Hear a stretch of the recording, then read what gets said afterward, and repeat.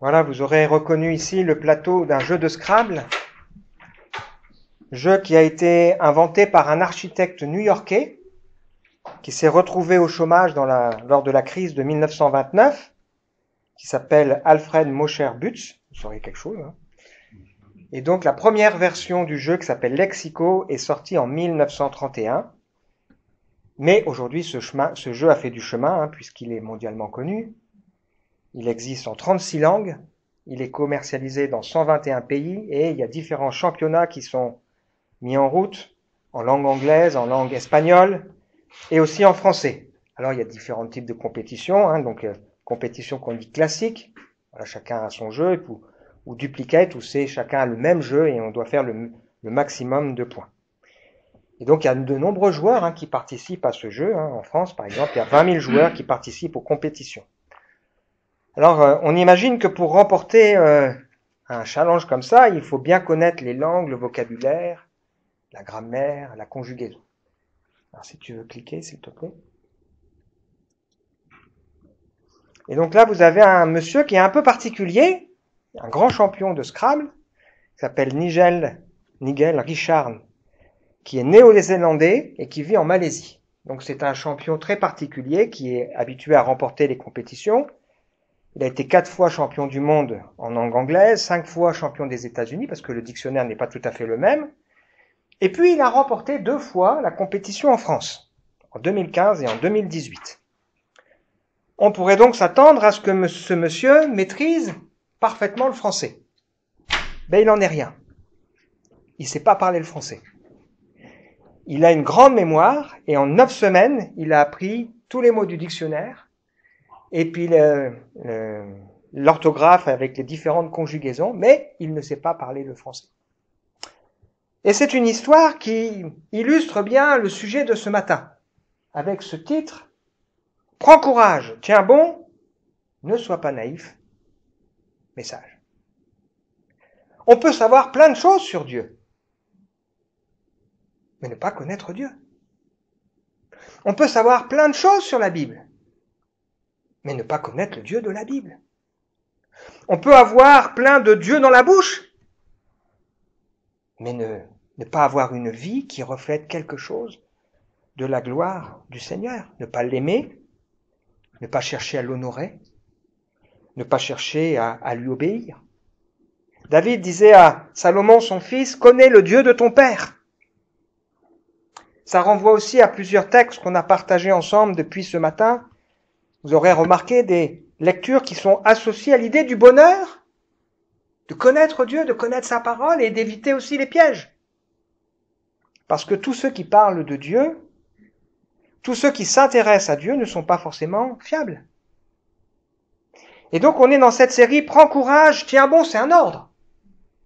Un ordre que Dieu a donné à Josué, que Moïse a dit à Josué, qu'il a entendu dans son cœur, de la bouche même de Dieu. Ça veut dire que ça nous concerne aussi. Prendre courage, c'est y mettre tout notre cœur. Tenir bon, ça veut dire qu'il y a aussi des épreuves, de l'opposition, et que de temps en temps, l'attitude facile, ce serait de baisser les bras et de lâcher. Mais, ne sois pas naïf, mais sage. Nombreuses sont les personnes qui pensent que les chrétiens sont des gens naïfs. En disant, il y a cette phrase célèbre, hein, heureux les pauvres en esprit ou les simples d'esprit. J'aime beaucoup ce texte. Il fait partie c'est ce qu'on appelle les béatitudes, c'est-à-dire les belles attitudes qui permettent d'entrer dans le royaume et de vivre dans le royaume de Dieu. Et effectivement, ça commence en nous disant, heureux ceux qui sont pauvres en esprit, c'est-à-dire ceux qui reconnaissent leur pauvreté spirituelle. Et quand on est pauvre, on sait qu'on manque de quelque chose et que le seul moyen de l'obtenir, c'est qu'on nous le donne. Et donc avec Dieu, c'est pareil. Si je reconnais ma pauvreté, j'ai besoin de toi, Seigneur. Je sais que je ne peux pas le mériter. Le seul moyen, c'est qu'il me le donne. Et c'est cette attitude qui va me permettre. Alors la suite, c'est heureux les affligés, ceux qui sont pas heureux, parce qu'ils se rendent compte qu'il y a des choses qui vont pas. Ceux qui sont doux, c'est-à-dire qui se laissent enseigner. Parce qu'il y a des gens qui ne se laissent pas enseigner, hein. Ceux qui ont faim et soif de justice.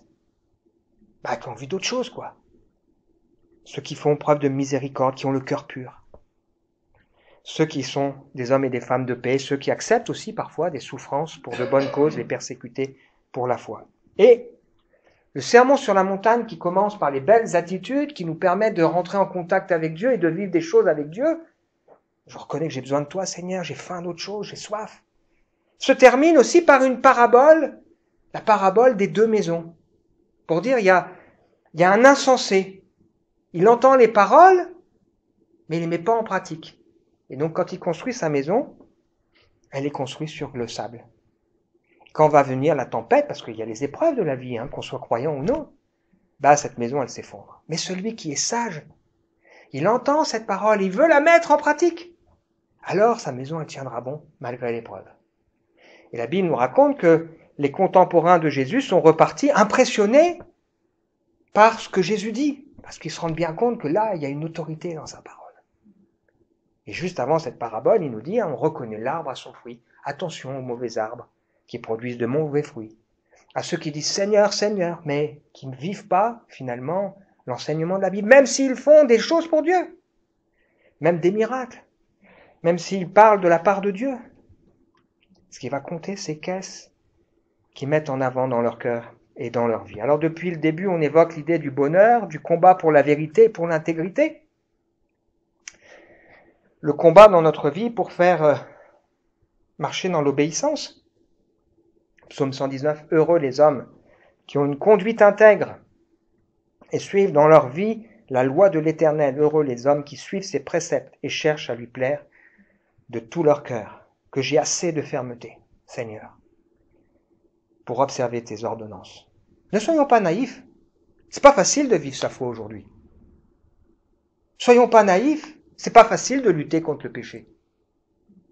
Pourquoi ? Parce que le péché, il est ancré au fond de mon cœur. Un homme a dit, si on enlève les armes aux hommes, ils vont prendre des couteaux pour se faire la guerre. Si on enlève les couteaux, ils vont se taper dessus. Et si on enlève encore on leur coupe les mains, ils vont encore se faire du mal avec la parole. Parce que le péché, il est au fond de nous. Soyons pas naïfs. Soyons pas naïfs. Dans les derniers temps, il y aura des moments difficiles parce que à l'extérieur, mais il y aura aussi des gens qui parleront de la part de Dieu, mais n'auront pas la force qui vient de Dieu. C'est-à-dire, dans leur vie, il y aura une apparence extérieure, mais il n'y aura pas la vie. Et dans ce contexte, Paul, il dit à Timothée, tu connais les Saintes Écritures depuis ton enfance. On l'a lu tout à l'heure, Reste attaché à cette parole. Elles peuvent t'équiper, te donner tout ce qui est nécessaire pour marcher avec le Seigneur. Si on ne les connaît pas depuis notre enfance, comme je l'ai dit, au moins on peut aujourd'hui les découvrir et les attacher et serrer sur notre cœur pour ne pas nous laisser emporter par nos luttes intérieures, comme si c'était pas grave, comme si, on pouvait tout croire et accepter n'importe quoi. Jésus dira à ses disciples, je vous envoie comme des brebis au milieu des loups. Il donne l'ambiance, lui. Soyez donc prudents comme les serpents et simples comme les colombes. Mettez-vous en garde contre les hommes, ne vous inquiétez pas, parce qu'il est là. Heureusement, il nous tient. Qui est-ce qui aime se tromper ? Pas agréable, Qui est-ce qui aime être trompé ? C'est aussi très désagréable. Être trahi.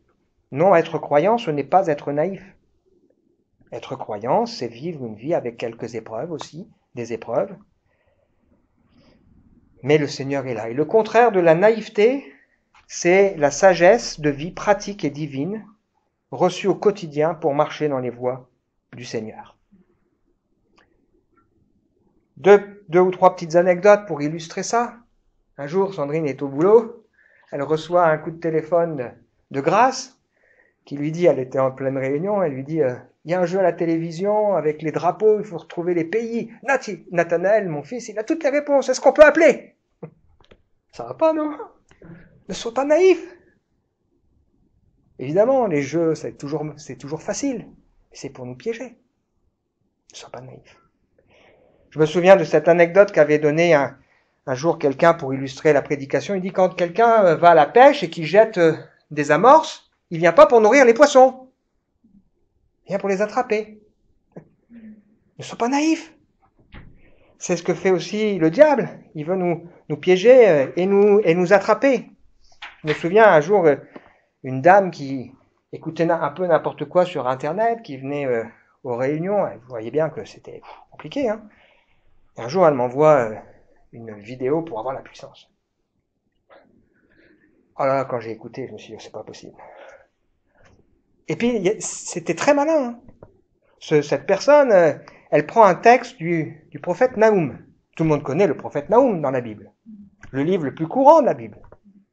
Et puis, il sort une phrase totalement de son contexte, en disant, la Bible dit cela, je vais vous le prouver. Sauf que c'était pas ce que le texte disait. Effectivement, la phrase disait ça, mais pas dans le contexte. Le malheur ne te frappera pas 2 fois. Bah oui, parce qu'il est question de Dieu qui a puni. Il n'a pas besoin d'y revenir. Et donc, ne soyons pas naïfs pour nous laisser prendre par toutes sortes de choses. On est d'accord pour dire qu'il ne faut pas être naïf, il ne faut pas se laisser abuser, tromper, qu'on peut aussi se tromper soi-même. Parfois, on sous-estime le combat dans nos vies. Et on se dit, ah bon, je peux résister à certaines choses, et puis finalement, c'est plus compliqué. Ne soyons pas naïfs, la gravité des enjeux. Ne soyons pas naïfs si on est superficiel ou négligent. Et donc, comment réussir à vivre ça? Parce que si on prend juste le titre comme ça, c'est comme un couperet qui tombe. On a lu en partie la réponse à cette invitation du Seigneur, cet ordre du Seigneur, si quelqu'un manque de sagesse. Qui ne manque pas de sagesse ici? Qui la demande à Dieu, qui donne à tous sans faire de reproche, mais qui la demande sans douter. Et le contexte là, c'est un contexte d'épreuve, de difficulté de la vie. Et donc dans l'épreuve, dans la difficulté, il n'y a pas de malin. Quelqu'un manque de sagesse qui demande à Dieu. Il veut lui donner. Moi, je lève les 2 mains en disant, oui Seigneur, donne-moi la sagesse. Et la suite, c'est, soyons pas naïfs. On voit que l'être humain, parfois, il trouve des excuses. Que personne, quand il est tenté, ne dise, c'est Dieu qui me tente. Hein. Non, t'es tenté parce que t'es amorcé par la convoitise qu'il y a dans ton cœur. Ou des gens qui seraient tentés de dire, bon, ça c'était valable hier, puis aujourd'hui. Non, chez Dieu, il n'y a ni changement, ni ombre de variation. Et puis la parole de Dieu, elle a été donnée comme un miroir. Elle te montre ce que tu es, ce qui va compter, c'est de le mettre. C'est que quelque part, derrière, ça change quelque chose dans ta vie. Sinon, tu entends, t'es d'accord, hein, mais il n'y a rien qui change. Mais si on se met à l'œuvre, tu seras heureux dans ton activité. Ça sous-entend que la parole de Dieu va nous montrer des choses dans mon cœur en disant, là, est-ce que t'as pas besoin de prendre position, de mettre de la distance, t'as pas besoin de prendre de bonnes dispositions? Eh bien, il faut se mettre à l'œuvre. Il y a peut-être des décisions qu'on a besoin de prendre, hein, clairement. Parce qu'on veut pas être naïf. On veut pas se faire piéger. Si vous êtes mes disciples, vous demeurerez dans ma parole, vous connaîtrez la vérité, et la vérité vous affranchira. Il n'est pas question de lire la Bible toute la journée, hein. On peut la lire toute la journée sans la comprendre. Mais il est question de la lire en disant, Seigneur, montre-moi ce que tu veux me dire, et puis d'essayer derrière de la mettre en application pour ne pas nous laisser piéger. La sagesse dont il est question, c'est une sagesse, une manière de vivre. La sagesse de Dieu est premièrement pure, pacifique, modérée, conciliante, pleine de miséricorde et de bons fruits. Elle est exempte de duplicité et d'hypocrisie. Et elle n'est pas marquée par un zèle amer. Donc, si on résume, soyons pas naïfs parce que c'est compliqué autour de nous, c'est compliqué dans nos cœurs, c'est compliqué avec ce qui est dit sur Dieu. Il y a de la sournoiserie, il y a de la tromperie. Le diable est un menteur, un calomniateur, un imitateur, il est cruel. Mais j'ai besoin de Dieu, je peux lui demander sa sagesse et il va aussi m'instruire à travers sa parole. Confie-toi en l'Éternel, ne t'appuie pas sur ta sagesse. Il aplanira tes sentiers. Ne sois pas sage à tes propres yeux, crains l'Éternel et détourne-toi du mal. Alors, pour mettre ça en œuvre, on va poursuivre ensemble la découverte du livre de Josué, qui, de manière très pratique, nous invite à comprendre ce qu'est la vie chrétienne. La vie chrétienne, c'est Dieu qui me sort de mon esclavage Pas pour me faire tourner en rond dans le désert, mais pour me faire entrer dans le terrain de ses promesses, promesses que je suis appelé à aller chercher, pour lesquelles je vais me battre, parce que je veux les vivre. Moi, je veux vivre la vie de Dieu. Et je sais que, naturellement, je peux me laisser aller. Et Dieu veut me conduire dans cette sagesse qui passe par la dépendance, à la dépendance de lui. Dans le livre de Deutéronome, il nous est dit, vous observerez, vous mettrez en pratique les lois, les ordonnances, ce sera votre sagesse et vos intelligences aux yeux des peuples qui entendront parler de toutes ces lois et qui diront, waouh, cette grande nation est un peuple sage et intelligent. Quelle est cette nation qui a un Dieu aussi proche que l'Éternel notre Dieu l'est, toutes les fois où nous l'invoquons? Quelle est la nation avec des lois justes? Seulement prends garde à toi-même. Veille sur ton âme tous les jours de ta vie de peur d'oublier ce que le Seigneur a fait pour toi.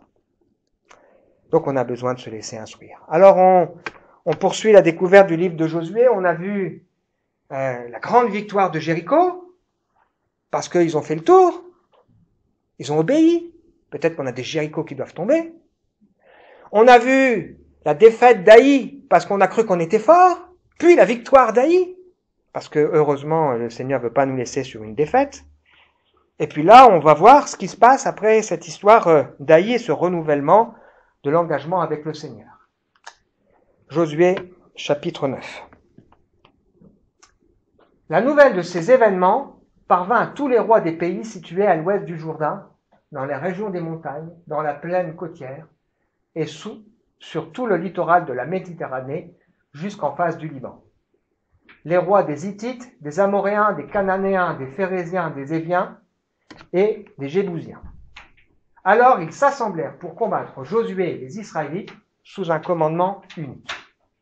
Par contre, les habitants de Gabaon, en apprenant comment Josué avait traité Jéricho et Haï, décidèrent de recourir à la ruse. Ils partirent déguisés et chargèrent leurs ânes de sacs usés, d'outre à vin usés, troués et rapiécés. Ils chaussèrent de vieilles sandales raccommodées, endossèrent des vêtements en lambeaux, ils prirent en guise de provision du pain dur et tout moisi. Ils se rendirent ainsi au camp de Gilgal et vinrent trouver Josué, auquel ils dirent en présence des hommes d'Israël, « Nous arrivons d'un pays lointain, pour vous prier de conclure une alliance avec nous. » Les Israélites répondirent à ces Éviens, « Qui sait si vous n'êtes pas des habitants du voisinage? Dans ce cas, nous ne pouvons pas faire une alliance avec vous. » Ils déclarèrent à Josué, « Nous voulons être tes serviteurs. » « Mais qui êtes-vous » leur demanda Josué. « D'où venez-vous » Ils répondirent, « Tes serviteurs viennent d'un pays très éloigné, à cause du renom de l'Éternel ton Dieu. Nous avons entendu parler de lui, de tout ce qu'il a fait en Égypte, comment il a traité les 2 rois des Amoréens qui régnaient de l'autre côté du Jourdain, Sihon, roi de Heshbon, et Og, roi du Basan, qui résidait à Ashtaroth. Alors nos responsables et tous les habitants de notre pays nous ont dit, « Emportez des provisions pour le voyage, allez trouver les Israélites et dites-leur, nous voulons être vos serviteurs. Concluez une alliance avec nous. Regardez notre pain. Il était encore tout chaud quand nous l'avons pris pour nos provisions dans nos maisons et quand nous nous sommes mis en route pour venir vous trouver. Le voilà maintenant dur et tout moisi. Regardez nos outres de vin, elles étaient neuves. Nous les avons remplies, les voilà maintenant déchirées. Voyez comme nos vêtements et nos sandales se sont usés à cause du long voyage que nous avons fait. » Les hommes d'Israël prirent de leurs provisions, mais ils ne consultèrent pas l'Éternel à ce sujet. Josué fit la paix avec eux. Il conclut une alliance en leur garantissant la vie sauve par un serment des responsables de la communauté.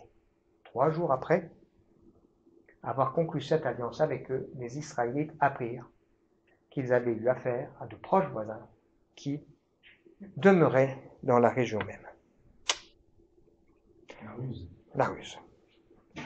Alors ici, tous les ingrédients sont là pour que Josué et les responsables, qui sont pourtant des gens sages, des gens qui ont une certaine expérience, qui ont déjà fait des boulettes, qui ont déjà réfléchi à leur vie, comme nous, quoi. Un peu d'âge. Mais tous les ingrédients sont là pour qu'ils tombent dans le panneau. D'abord, on a tous les rois qui habituellement sont en compétition dans la région, qui se mettent d'accord, qui s'unissent pour venir combattre le peuple. Et donc Josué qui voit ça, il doit se dire, waouh, ça va pas être facile, hein. Donc il est là pour se dire, pas simple. Et dans le même temps, il y en a qui arrivent en disant, on vient s'unir avec vous, le Sauveur. Donc ça arrive parfois, on sent qu'il y a des épreuves, puis en même temps, il y a des belles choses qui arrivent, on dit, ah ben là, ça c'est bon. Mais, on a déjà eu l'occasion de le dire ici, il faut se méfier de nos sens, parce que les sentiments, ou le ressenti, ment. Et il faut être prudent. On n'est pas naïf. On n'est pas amené à simplement fonctionner comme ça par des, grands pièges dans lesquels ils sont tombés, c'est que ils n'ont pas consulté Dieu. Alors les gens sont venus, ils ont dit, on a entendu parler ce que vous avez fait quand vous étiez là de l'autre côté du Jourdain. Ils n'ont pas parlé d'Aï et Jéricho, hein. Parce que sinon, ils auraient dit, oula, quelque chose de bizarre. Mais il dit, voilà, on a entendu parler, c'est fou, impressionnant, hein, ce que vous avez fait. Et puis regardez, nos vêtements sont abîmés, nos outres, elles sont, le pain, il est tout rabougri, là. Donc on vient de très loin, hein. Et puis là, ils sont là en train de se dire, mais c'est bizarre. Ils posent une question, mais on les rassure. Non, c'est bon, t'inquiète. On vient faire une alliance avec vous. Alors ces gens, en fait, connaissaient la loi de Moïse. Dans la loi de Moïse, il était question que si des peuples lointains voulaient s'approcher de Dieu, eh bien, ils devraient les accepter. Mais il fallait que ce soit des peuples lointains. Parce que les peuples proches, il fallait se méfier pour pas tomber, se laisser influencer par leur manière de vivre et se faire prendre. Ils se sont fait prendre par la flatterie. Personne n'est sensible à la flatterie, hein. Quand on lui dit « t'es formidable », personne. Les chrétiens sont des alliances intéressantes. C'est intéressant de marier un chrétien. Ah oui, parce qu'il est fidèle, normalement. Parce qu'il est travailleur, normalement. C'est intéressant de s'engager avec un chrétien, parce qu'on sait qu'on va pouvoir compter sur lui, il est respectueux, etc., etc. Et parfois, il faut se méfier des pièges. Parce que 3 jours après, c'est la supercherie. Et on se dit, ouille, il s'est passé quelque chose de grave. Les conséquences. Eh bien, si vous lisez la suite à la maison, vous verrez. Hein. La suite, il y a un petit peu là, mais il y a surtout la suite. On va lire juste le début. En effet, après avoir quitté leur camp, ils parvinrent à leur ville le 3e jour de marche, donc ils n'étaient pas très loin, une 40aine de kilomètres, à Gabaon, Képhira, Béhéroth et Kirjat-Jéarim. Donc c'était 4 villes qui étaient plus grandes qu'Aï, hein, qui se sont mis d'accord pour faire cette alliance. Et à cause du serment que les responsables du peuple leur avaient fait prêter au nom de l'Éternel, le Dieu d'Israël, ils ne les tuèrent pas. Tout le peuple se mit à les critiquer les responsables, mais ceux-ci répondirent, « Nous avons prêté serment par l'Éternel, le Dieu d'Israël, nous ne pouvons pas faire de mal à ces gens. Voici comment nous les traiterons. Nous allons leur laisser la vie sauve pour ne pas attirer la colère divine, en violant le serment que nous leur avons fait. Donc ils vivront, leur dirent les responsables. Mais ils seront astreints à couper du bois, à puiser de l'eau pour toute la communauté. Telle fut la décision des responsables. Josué convoqua les Gabanites et leur dit, « Pourquoi vous nous avez trompés en prétendant que vous habitiez très loin de nous, alors que vous demeurez tout près? Maintenant, vous êtes sous une malédiction. Vous ne cesserez pas d'être esclaves à cause du bois, puiser de l'eau pour le sanctuaire de mon Dieu. » Les Gabaonites lui répondirent, « Nous avons agi de la sorte parce qu'on nous a bien informés que l'Éternel, ton Dieu, a ordonné à son serviteur Moïse de vous donner tout le pays et de vous demander d'exterminer ses habitants au fur et à mesure de votre avance. Nous avons eu très peur pour notre vie à votre arrivée, c'est pourquoi nous avons agi de la sorte. Nous voilà maintenant en ton pouvoir, traite-nous comme il te semble bon et juste. » C'est ce que fit Josué, il les protégea des Israélites pour qu'ils ne les mettent pas à mort, il les chargea des corvées de bois et d'eau pour la communauté et pour l'autel de l'Éternel, au lieu que celui-ci désignerait, fonction qu'ils exercent encore aujourd'hui. Le problème, c'est pas les Gabaonites. Ces gens-là, ils ont appris des choses, ils y ont cru, donc ils se sont dit, il faut qu'on sauve notre peau, et donc ils ont mis en place un subterfuge parce que c'est la seule manière qu'ils avaient de fonctionner. Et on va voir ensemble que Dieu qui est bon va faire grâce à ces gens. Le problème, c'est le peuple qu'aurait dû, au lieu d'être naïf, qu'aurait dû consulter Dieu, qui lui aurait montré ce qui se passe. Peut-être ça fait écho dans nos vies en nous disant, est-ce que parfois je vais pas un peu vite en besogne? Est-ce que parfois je fais pas attention à des choses là? Et qu'est-ce qui se passe derrière? Le peuple est mécontent et il murmure contre les responsables. C'est logique, hein? Et les responsables, les anciens vont devoir s'opposer au peuple parce que ils ont pris un engagement et le nom de Dieu est engagé. Et on voit ici que l'unité est fragile. Et je vous invite vraiment à prier pour les responsables de l'Église aussi. Parce que même si on a de l'expérience, on n'est pas à l'abri de faire des erreurs. Et on a tous besoin que le Seigneur nous garde dans sa sagesse et nous protège. Et puis si vous lisez la suite au chapitre 10, les peuples qui se sont ligués contre Josué vont attaquer les gens de Gabaon. Et Josué, puisqu'il s'est engagé, va devoir aller les défendre. Donc il va se retrouver à s'engager dans un combat qu'il aurait bien voulu éviter. Mais heureusement, le Seigneur était présent. Plus tard, on verra que Dieu va faire vraiment grâce à ces gens. À un moment donné, c'est à Gabaon que on va héberger l'arche de l'Alliance. Du temps de Saül et du temps du roi David, avant qu'on construise le temple et qu'on ramène cette arche dans le temple. On voit qu'ils ont été employés au sanctuaire, et puis on verra plus tard que des Gabaonites seront des serviteurs directs de David, des hommes et des femmes fidèles, qui marcheront avec Dieu. Mais, quelques années plus tard, le mauvais roi d'Israël qui s'appelle Saül, avec ses fils, trahiront l'alliance qui a été signée ici et voudront faire mourir ces Gabaonites par un zèle nationaliste. Et qu'est-ce qui va se passer? Il va y avoir une famine là qui va durer pendant 3 ans. David qui va dire, mais qu'est-ce qui se passe, Seigneur? Pourquoi ça va pas là en ce moment? Et Dieu va lui dire, c'est à cause de ce qu'on a fait aux Gabaonites. Vous avez trahi l'alliance que vous aviez signée en mon nom. Et David va rectifier le tir et la famine va s'arrêter. Parce que Dieu était engagé aussi dans cette affaire. Parfois, on a besoin de réapprendre à consulter le Seigneur. La sagesse n'est pas en nous. Bien sûr, on peut avoir de l'expérience et il est bon de s'appuyer sur des hommes et des femmes dans l'Église qui ont de l'expérience, c'est important. C'est quand même des qualités qu'on développe, mais ça ne nous dispensera pas de chercher à comprendre qu'est-ce que le Seigneur veut pour ma vie. Est-ce que je prends la bonne direction, le bon choix? Parce que je ne veux pas être naïf, mais je veux faire preuve de sagesse. Si quelqu'un manque de sagesse, qu'il la demande à Dieu. Allez, je ne vous demanderai pas de lever la main. Qui est-ce qui a demandé de la sagesse cette semaine au Seigneur? Allez, on a besoin de dire, Seigneur, donne-moi de la sagesse. Donne-moi de la sagesse. Donne-moi un cœur sage qui écoute.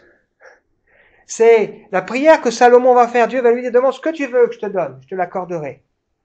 Et Salomon va réfléchir, il va dire, je ne vais pas demander la victoire, je ne vais pas demander la richesse, il va dire, donne-moi un cœur sage, ou on pourrait dire, un cœur qui écoute. Alors Dieu va dire, mais j'aime bien cette prière. Alors tu auras une sagesse extraordinaire, qui est devenue une légende. Malheureusement, ça n'exclut pas d'autres problèmes dans la vie. Et en plus, il a eu la richesse, etc.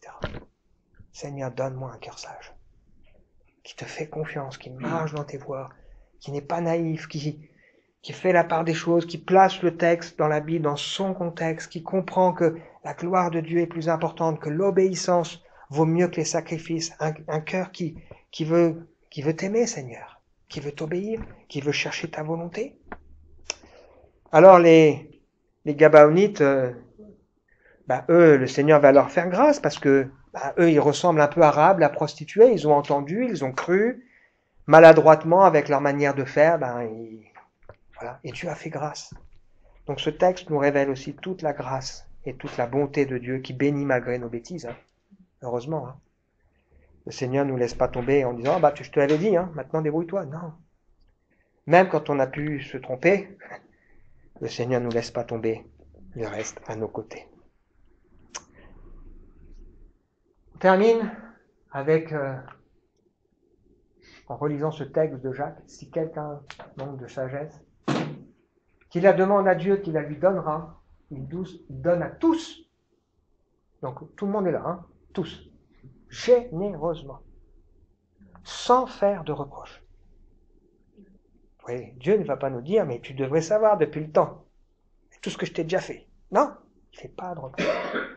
Il faut qu'il la demande avec foi, c'est-à-dire avec confiance, sans douter, car celui qui doute ressemble aux vagues de la mer agitées et soulevées par le vent. Qu'un tel homme ne s'imagine pas obtenir quoi que ce soit du Seigneur, son cœur est partagé.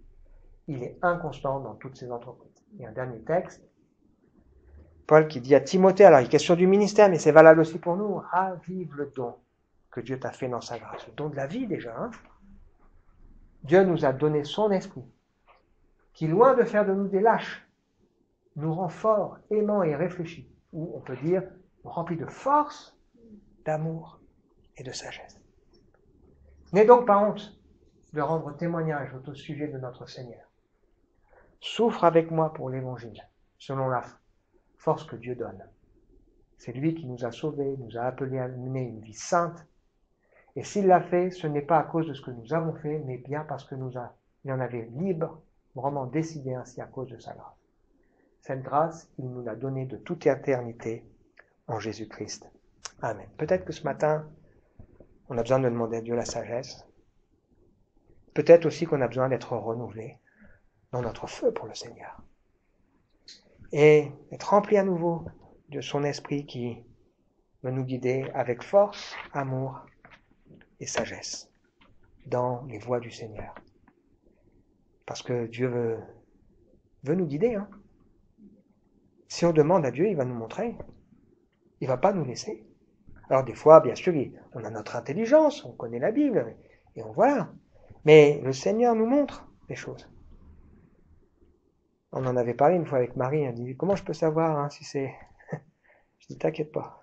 Le lendemain, elle revient, elle dit, oh, cette nuit, j'ai bien compris. Hein. Le Seigneur avait bien parlé à son cœur.